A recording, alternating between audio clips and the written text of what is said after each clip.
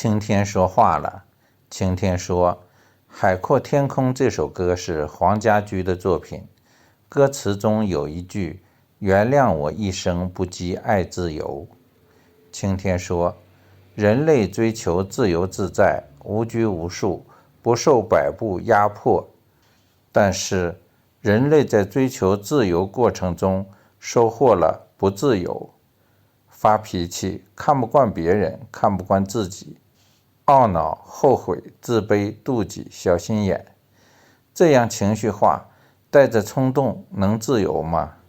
这是被情绪奴役、摆布、压迫、剥削了。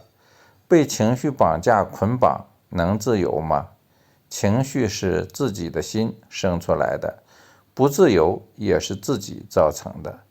追求自由之路是不断抛弃、清理、放下这些垃圾的过程。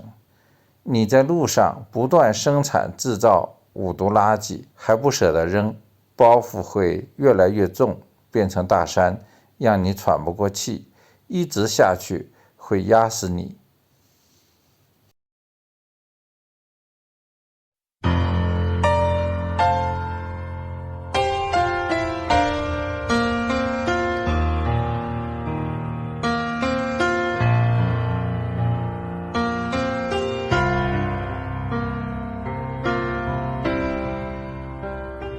今天我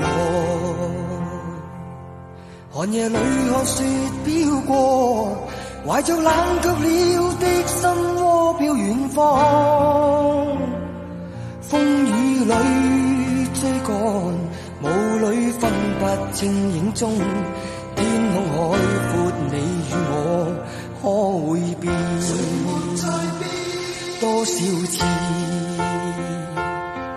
迎着冷眼與嘲笑，從沒有放棄過心中的理想。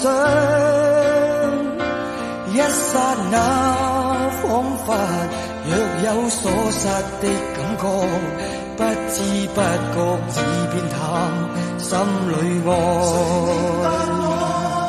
原諒我這一生不羈放縱愛自由，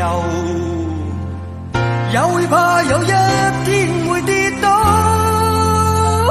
背棄了理想，誰人都可以，哪會怕有一天千里共我。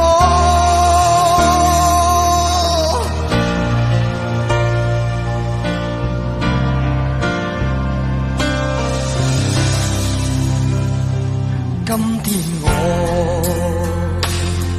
寒夜裏看雪飄過，懷着冷卻了的心窩飄遠